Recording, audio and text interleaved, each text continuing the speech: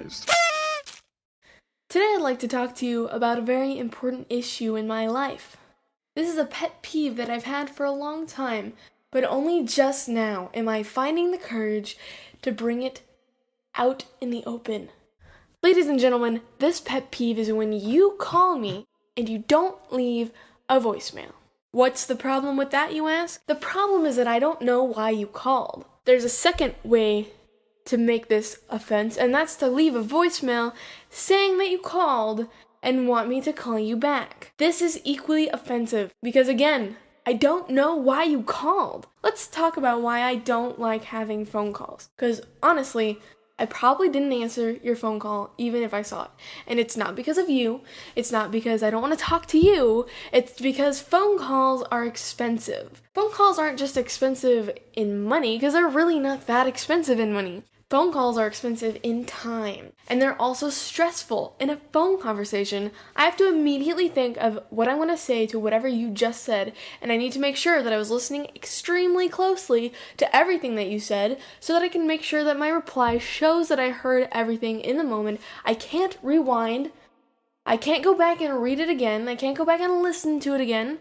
I have to make sure that I keep it locked in my head and that there's no mistakes, no room for error. If you ask me a question or a favor on the phone, you've put me on the spot. There's like 1,000 considerations whenever you ask me a question or a favor, and let's talk about each of those as a separate entity. So there's a favor. I have a hard time saying no. I need to really truly process your request to make sure that I actually have time for it in my schedule. I need to make sure that it's not something that's going to make me hate you or feel like a crazy person. I have to evaluate your request. Then I can come back to you with an answer because I want to tell you yes. So don't take advantage of me by cornering me on the phone to ask for a favor, because it's not fair to me. Too many people call me asking for favors, so I don't pick up anymore.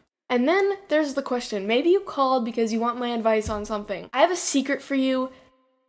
Everything I know because I Googled it. That's right, I Googled it. I don't know the answers to all of life's questions. Guess who does? Google. Guess where I am most of the time? In front of a computer or on my smartphone, where I can look up anything that I need to know anywhere I am. It makes me seem like a very smart person. But the problem is, if you ask me those questions on the phone, I'm stuck.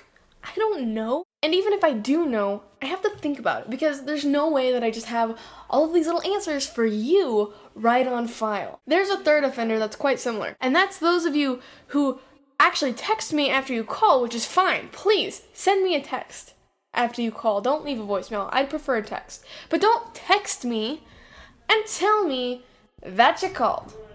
I know that you called. I don't know what kind of phone you're used to using, but my phone tells me when I got a phone call. Don't text me just to say, hey, I called you. Thanks, genius. My request is that you don't call me unless you're going to tell me why you called. I screen my calls. I don't want to have phone conversations per everything I just told you. They're awkward. I have to know what I'm saying. I have to think of things on the spot. Let's talk about the pros of a text message. If you send me a text message, I can reread it. If I didn't understand something, I can reread it. If halfway through my answer I forget what I was saying and I need to review the question, I can reread it. I cannot reread your phone call when we're on a phone conversation. I can review your texts when we're having a text conversation. People, get on board here. Now, I know that some of you prefer to have phone calls rather than texting, and that's fine, but I am certainly not going to answer your initial call blindly. I'm gonna wait for you to leave a message that says, hey Anne, I just called you because I'd like to talk about Snooki. And then I know that I don't want to talk to you because Jersey Shore is stupid. But if you call and say, hey Anne, I wanted to talk to you about something that's interesting. That's vague. I'm not going to answer that either. But if you call and say, Anne, I'd like to talk about getting together for lunch because I miss you and I think you're a great person, then I have something interesting to call you back about. I can look at my schedule, see what would be good. I can already have some ideas in my head of where I'd like to go, ideas of places we could meet, lunch that I'd like to eat. I love food. I love talking about food. I love meeting for food. I love being with other people for food. Suddenly I know that I'm interested in calling you back, and I can prepare myself. I can know what kind of a budget I need to be planning for. I can know, hey, maybe because I'm maybe going out to lunch later this week, I don't want to go out to lunch today. It allows me to plan ahead. Thank you.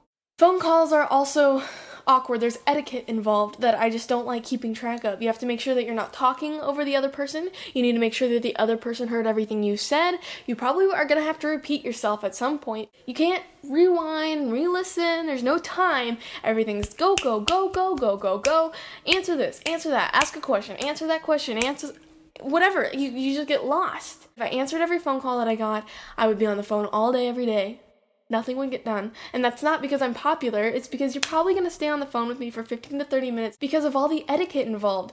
You call because you want to ask me a question, but you can't just ask me the question because you're not texting me. You called me. So it has to be like this. Hey, Anne, how are you? Yeah, I'm doing fine. Hello, yes, I'm doing fine. I hope everything's well with you. And we have to sit there and shoot the breeze for like 10 minutes just to get into the conversation, at which point you can start easing in by complimenting me. You're gonna ask me for a favor. I can hear it coming because you're telling me how great I am and how useful I've been in the past and how you don't know where you'd be without me. And then there it is. You ask me for a favor, and now I feel bad because you've spent all this time buttering me up. But it's something that I really need to think about, but you need to know in 5 minutes, and now you've put me on the spot instead of texting, allowing me to properly use that time resource to get to your question in the best way possible for both of us. So the moral of this story, my friends, don't call me on the phone unless you're going to tell me why you called. Not that you called, because I know that you called.